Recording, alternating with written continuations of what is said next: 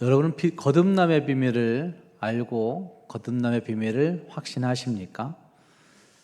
당신은 거듭났습니까? 라고 하는 질문은 이단들이 흔히 하는 질문으로 우리는 그렇게 생각합니다. 그러나 다시 생각해 보시면 기독교인들에게 있어서 가장 중요한 질문이 무엇이냐 물을 때 당신은 거듭났습니까? 라고 하는 질문이 거의 가장 중요한 질문 중에 속한다고 살 수가 있을 것입니다. 아마 이 질문은 무늬만 기독교인 되지 말라는 의미라고 할 수가 있을 것입니다. 단테가 지은 신곡에 보면 하나님도 좋아하지 않고 사탄도 좋아하지 않는 그런 영원히 버려진 인간들의 이야기가 거기 등장합니다. 어정쩡한 사람들, 천국에 갈 만큼 믿음이 있는 것도 아니고 또 지옥에 갈 만큼 죄를 많이 지은 것도 아닌, 이건 성경과는 좀 다른 부분이긴 하죠. 그런데 단테의 신곡에 보면 그런 모습들이 등장하는 거죠. 그러니까 그 천국 갈 만큼은 안 되고 지옥 갈 만큼은 또 못 되는 그런 모습의 사람들이 단테의 신곡에는 등장한다는 말입니다. 아마 이런 류의 생각들은 예수님 당시 때부터 많은 사람들에게 아마 천국에 대한 생각 아니면 거듭남에 대한 생각들로 갈등들이 있었기 때문에 이런 류의 글들이 써여진 것이 아닐까라는 생각을 해볼 때가 있습니다. 어쨌든 거듭남의 비밀, 거듭남의 확신, 이거는 우리 모두에게 꼭 필요하다 하는 사실을 분명하게 알려주고 있습니다.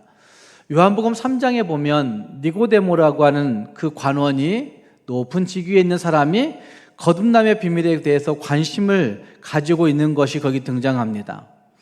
예수님을 만나서 직접 찾아와서 그 거듭남의 비밀을 알고자 하는 모습이 거기에 등장하고 있고, 니고데모가 예수님을 찾아온 그 시간은 밤에 찾아왔다라고 얘기하는 그것을 통해서 어떤 류의 사람들은 그 시간처럼 그의 영적 상태가 깜깜한 상태, 밤의 상태였다고 그렇게 해석을 하기도 합니다. 그러나 그가 예수님의 거듭남에 관한 강론을 듣고 특히 오늘 함께 읽은 이 3장의 말씀을 듣고 난 다음에 그는 영적인 부분에서 조금씩 밝아지고 있는 모습이 등장합니다. 요한복음 7장에서 등장할 때 그는 조금 밝음의 상태에 있다고 한다면 요한복음 19장으로 가서 등장할 때에는 예수님의 시신을 담대하게 찾아다가 장사 지낼 정도의 진짜 그리스도인의 모습이 있었다고 하는 사실을 보여줄 수가 있습니다. 거듭남의 비밀을 밝히 아는 단계에만 있는 것이 아니라 확신하여 살아가는 그런 삶의 상태로 변화된 니고데모의 모습이 여기 요한복음에 등장하고 있다는 말입니다. 오늘의 말씀을 통하여 거듭남의 비밀을 알고자 찾아온 그 사람에게 주시는 예수님의 말씀을 통해 정말 최고의 사랑, 거듭남의 가장 근본적인 최고의 사랑을 말씀하시는 그 예수님의 말씀을 깨닫고 최고의 사랑을 발견할 수 있는 우리 모두가 되어야 되겠습니다. 특히 마틴 루터는 요한복음 3장 16절을 축소된 복음이라고 말할 정도로 이 3장 16절의 말씀이 복음 전체를 담고 있다고 그렇게 이야기합니다. 어떤 신학자는 이 구절 그 단어 하나하나를 다 뜯어서 생각하면서 이 구절은 우리에게 최고라고 하는 것들을 표현해주고 있는 구절이 이 구절이라고 그렇게 이야기하고 있는 것도 볼 수가 있습니다. 맨 처음 표현되어지고 있는 하나님이라고 하는 하나님은 우리의 최고의 대상, 최고의 애인이시고 최고의 경배자라고 한 사실을 보여주고 있는 말씀이 하나님이라고 한 단어에서 나타나고 있고, 그 다음 세상을이라고 하는 말은 최고의 숫자, 최고의 대상을 보여주는 것이다 라고 그렇게 해석을 합니다. 모든 민족, 모든 인종을 포함하는 모든 믿는 자들을 일컫기 때문에 이 세상을이라고 하는 단어는 최고의 숫자를 일컫고 있는 것이다 라고 그렇게 말합니다. 이처럼 사랑하사라고 하는 것은 사랑에 있어서 최고의 수준을 이야기해주고 있는 구절이 이처럼 사랑하사라고 하는 구절이라고 이해합니다. 실제로 예수님처럼 사랑할 사람은 아무도 없습니다. 예수님처럼 본보여 사랑을 베푸는 사람은 이 땅에 아무도 있을 수 없습니다. 그렇기 때문에 생명을 희생시킨, 생명을 다한 그 사랑만큼 최고의 수준이 없기 때문에 이처럼 사랑하사라고 하는 구절은 최고의 수준의 사랑을 표현해 주는 것이다 라고 그렇게 이야기하고, 독생자를 주셨으니 할 때 독생자는 최고의 선물을 이야기하고 있는 것이고, 주셨으니는 최고의 행동을 이야기하고 있는 것이다. 누구든지는 최고의 초청을 하고 있는, 제한 없는 우주적인 초청, 최고의 초청을 하고 있는 것이고, 저를 믿는 자마다 라고 하는 구절은 최고의 단순함을 보여주고 있는 것이다 라고 말합니다. 멸망하지 않고 라고 하는 말은 최고의 해방, 자유를 일컫고 있는 것이고, 영생을 얻으리라, 영원한 생명을 얻으리라 라는 말씀은 최고의 소유를 우리에게 주신 것이다 라고 그렇게 해석을 합니다. 어쨌든 이 구절은 한 구절도 한 단어도 버릴 것이 없는, 우리에게 최고의 복음을 잘 보여내 주고 있는 그 성경 구절이 이 요한복음 3장 16절이라고 할 수가 있습니다. 이 찬송은, 이 구절은 우리에게 날마다 되누여도 아깝지 않은 그런 구절의 찬송을 우리에게 던져주고 있습니다. 오늘 이 말씀이 우리에게 예수 그리스도의 그 최고의 사랑이 우리에게 무엇을 가져왔는지, 어떤 삶을 가능하게 하는지 하는 것들을 살펴볼 수 있게 합니다. 먼저 하나님의 사랑은 우리에게 구원과 영원한 생명을 보장해 주었습니다. 구원과 영생을 가져다 주었습니다. 함께 읽은 말씀, 하나님이 세상을 이처럼 사랑하사 독생자를 주셨으니 이는 저를 믿는 자마다 멸망하지 않고 라고 하는 말씀은 구원을 이야기하고 있는 것이고, 영생을 얻게 하려 함이라 라고 말씀하시는 영생은 영원한 생명을 주시는 것을 우리에게 말씀해 주고 있습니다. 하나님이 세상을 이처럼 사랑하사 라고 하는 말 가운데 있는 세상은 아마 피조된 모든 세계를 일컫고 있는 것임과 동시에, 죄악된 세상을 보여줌과 동시에 또 한 가지는 믿는 모든 자들을 일컫고 있는 말씀이 세상이라고도 이야기할 수가 있을 것입니다.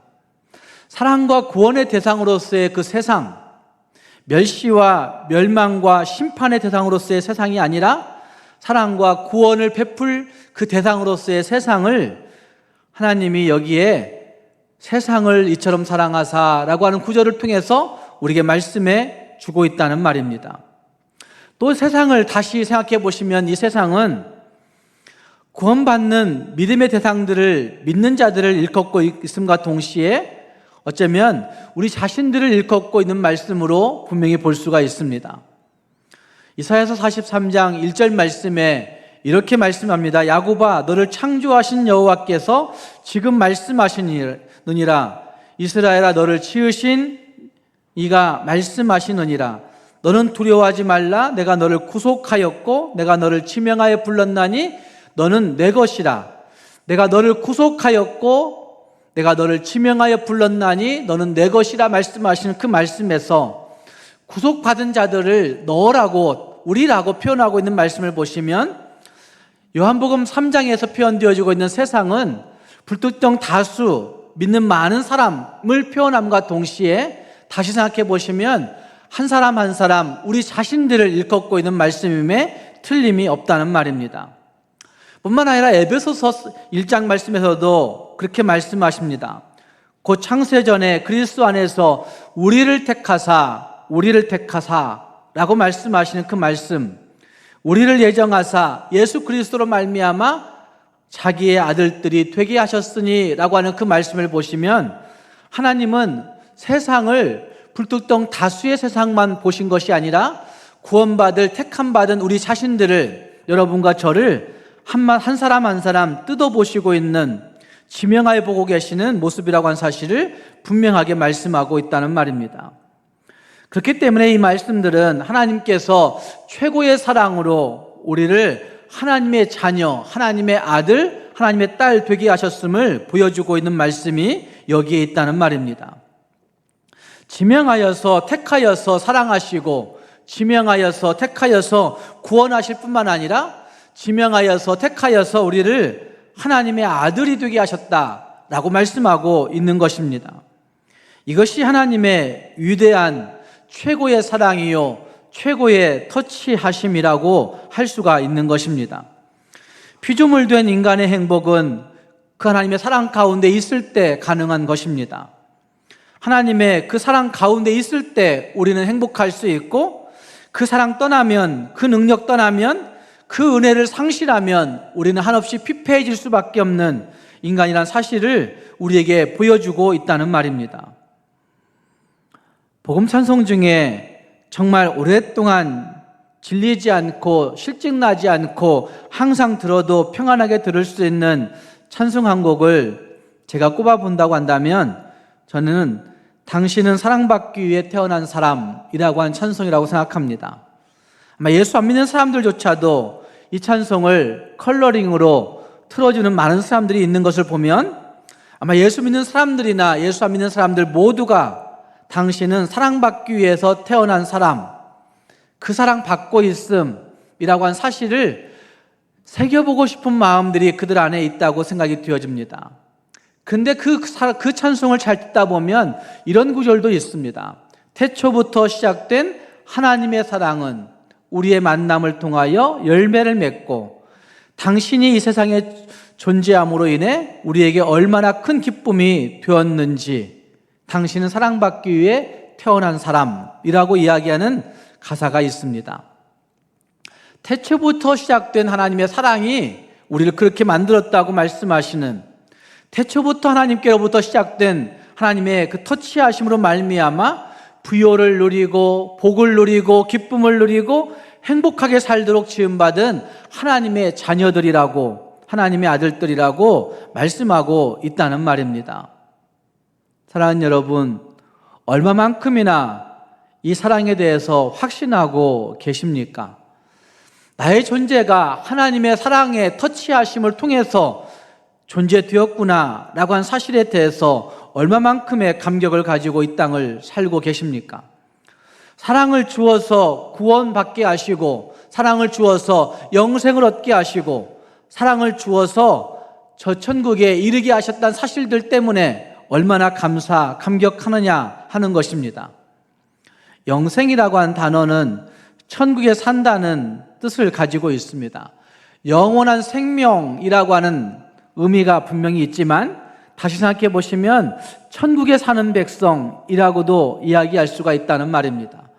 죽은 후에도 천국에서 영원히 살 수 있는 백성으로 우리를 만들어 주셨다 하는 사실만큼 우리에게 가장 감동적인 사랑은 없을 것입니다.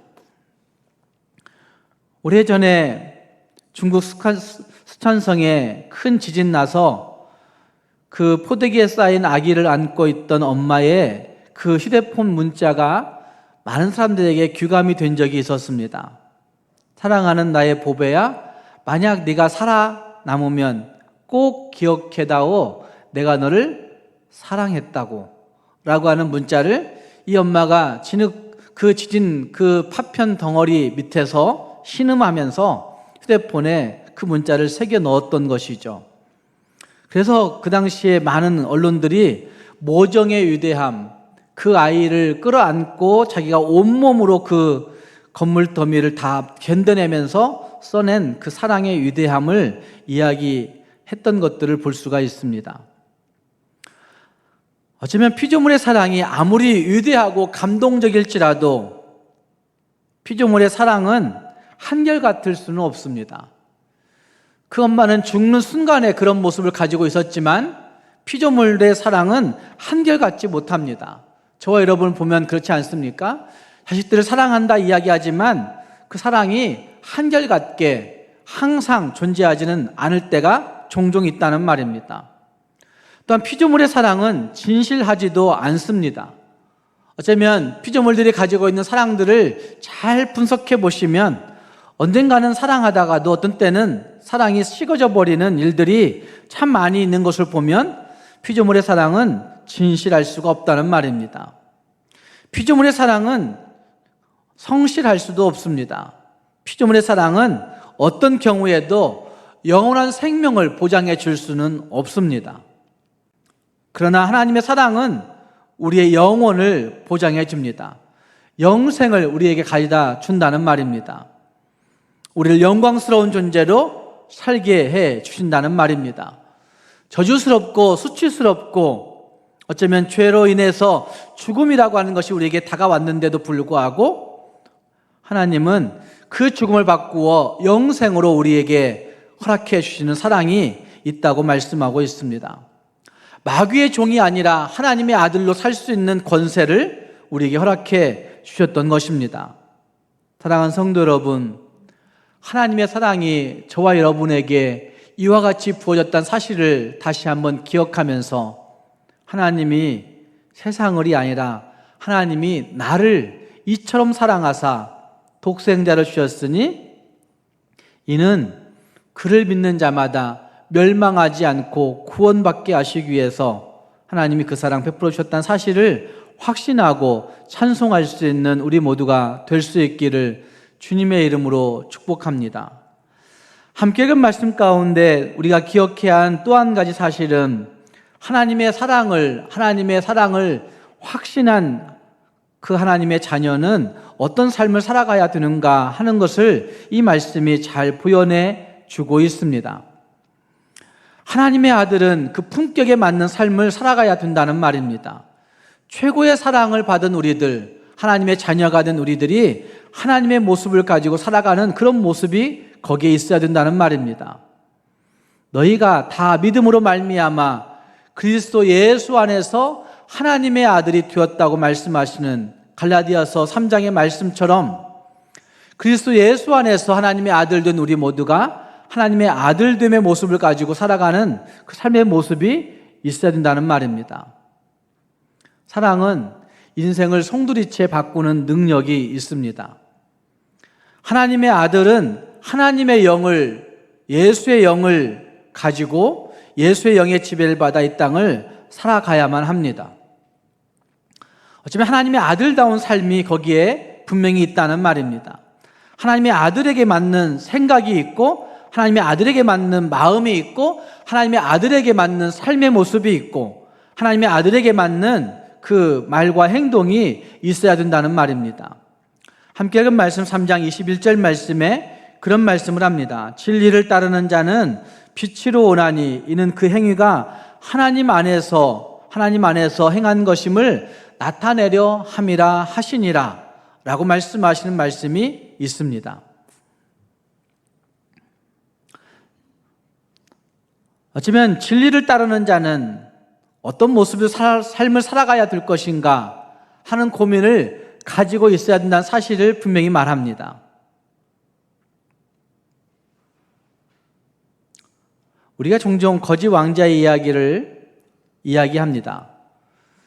왕자와 거지가 신분을 바꿔보았습니다. 그런데 신분을 바꾼 거지는 궁중에 들어와서 굉장히 많은 고민을 가지고 살지만 그러나 왕자됨의 모습 때문에 굉장히 기쁨을 가지고 왕자 행세를 합니다. 거지의 행실이 간혹 불쑥불쑥 튀어나오지만 그럼에도 불구하고 모두가 다 자기를 왕자로 인정해 주기 때문에 자기가 왕자 된 것인 양 살아가는 삶의 태도와 모습을 가지고 있을 때가 있습니다. 그렇지 않습니까? 그러나 왕자는 거지로 변신해서 나갔는데 자기가 왕자임에도 불구하고 입은 옷과 행색이 거지이기 때문에 사람들은 그를 거지로 취급하는 모습들이 있는 것을 볼 수 있습니다. 마찬가지로 우리는 하나님의 아들이라고 한 사실을 분명하게 기억해야 합니다. 하나님의 아들이라고 한 사실을 기억해야 된다는 말입니다. 대통령 취임식에 참석했던 친구가 있습니다. 대통령 취임식에 참석했던 친구는 대통령 취임식에 참석하기 3개월 전부터 투표 끝나고 나서부터 그 사람들이 선별되어지고 그리고 그 사람의 신원 조회가 되고 그리고 그 사람들이 거기에 와서 지켜야 되는 수칙들을 쭉 봤습니다. 그리고 그 대통령 취임식 참석했던 것을 영광으로 압니다. 뭔가 다른 모습이 있었습니다. 취임식 참석하고 한두 개월, 한 1, 2개월은 굉장히 다른 모습 가지고 살아가는, 좀 대통령 취임식 참석한 그런 사람이라고 한 자부심을 가지고 살아가는 모습이 있더라고요. 이게 달라지는 것이구나 라는 생각을 해봤습니다. 하나님의 아들됨의 권세가 그것보다 못하겠습니까, 여러분? 하나님의 아들됨의 권세가 어쩌면 세상에 있는 그 어떤 위치에 있던 왕권보다 못하겠습니까? 어쩌면 내가 가지고 있는 행동과 내가 가지고 있는 생각과 마음을 고쳐 먹어야 할 만큼 세상에서의 어떤 일들이 있다고 한다면 우리는 예수로 말미암아 내가 구원받았다고 하는 이 놀라운 사실 때문에 다른 모습, 다른 태도, 다른 생각, 다른 마음 가지고 살아가는 모습이 분명하게 있어야 된다는 말입니다. 죄악투성이인 내가 그 사랑을 받았다고 생각할 때 너무나 큰 감격과 기쁨이 있음으로 말미암아 분명 다른 삶을 살아낼 수밖에 없는 그런 모습이 거기에 있는 것이죠. 우리가 찬송 부를 때 그런 찬송하지 않습니까? 왜 날 사랑하실까? 왜 날 사랑하나? 라는 찬송을 부를 때가 있습니다. 왜 날 사랑하셨는가? 라고 하는 찬송이 내 영혼에 부딪힐 때 그 말로 말미암아 우리는 하나님의 영이 우리를 지배하는 그 삶을 살아갈 수밖에 없는 그런 인생이 되어진다는 말입니다. 사랑하는 성도 여러분, 하나님 아버지의 마음을 기억해 볼 수 있기를 바랍니다. 아들을 죄악으로 규정하지 아니하시는 하나님 아버지의 마음, 심판이 목적이 아니고 그를 버리기 위함이 목적이 아니고 그를 책하기 위한 목적이 아니고 구원이 목적이었고 그 다음은 삶을 살아가게 하고자 하는, 삶을 능력 있게 살게 하고자 하는 목적이 거기에 있었다고 하는 사실을 우리는 볼 수 있습니다. 그렇기 때문에 우리는 내가 누구 안에 있는가, 내가 누구를 나타내고 있는가, 내가 누구와 함께 살고 있는가 하는 것들을 기억해 보아야 됩니다. 로마서 3장 24절 말씀과 25절 말씀에 이런 말씀을 합니다. 예수 안에 있는 구속으로 말미암아 하나님의 은혜로 값없이 의롭다 하심을 얻은 자 되었느니라 라고 말씀하십니다. 뿐만 아니라 디도서 3장 6절과 7절 말씀에서는 영생의 소망을 따라 후사가 되게 하려 하심이라 라고 말씀하신 말씀이 있습니다. 뿐만 아니라 시편 103편 3절부터 5절 말씀은 내 청춘으로 독수리같이 새롭게 하시는도다 라고 말씀하십니다. 예수 안에 있는 구속으로 말미암아 의롭다함 주시고 예수 안에 있는 구속으로 말미암아 영생의 소망이 있게 하시고 예수 안에 있는 구속으로 말미암아 하나님의 대를 잇는 후사가 되게 하시고 예수 안에 있는 구속으로 말미암아 우리의 청춘이 독수리 날개침에 올라간 같은 그런 모습으로 새롭게 하신다고 한 말씀을 하고 있다는 말입니다. 사랑하는 여러분, 예수가 여러분에게 어떤 존재인지 한번 생각해 볼 수 있기를 바랍니다. 니고데모에게 예수님이 그 영생을 소개하면서 진리를 따르는 자는 빛으로 오나니 그 행위가 하나님 안에서 행한 것이다 라고 말씀하신 그 말씀처럼 우리가 누구의 지배를 받아 누구 안에 거하여 살고 있는지를 생각해 보아야 된다는 말입니다. 미국의 매사추세츠 공과대학의 경제학 교수인 구르보 박사가 믿음이, 신앙이 노동시장에 미치는 영향에 대해서 분석한 적이 있었습니다. 신앙이 노동시장에 미치는 영향, 어떤 영향이 있다고 여러분 생각하십니까? 신앙이 있는 사람들은 성공을 방해하는 일상적인 문제에 대한 정신적인 중압감이 좀 덜 받는다고 합니다. 그래서 더 성공할 수 있는 가능성이 많이 있다고 그 구르보 박사는 발표했습니다. 믿음이 좋은 사람들이 자기의 출세, 자기의 진급을 방해하는 어떤 일상적인 문제에 대해서 스트레스를 덜 받는다. 그렇기 때문에 그는 더 성공할 수 있다고 발표합니다. 그래서 그 구르보 박사는 이런 얘기를 그 통계 자료를 통해서 합니다.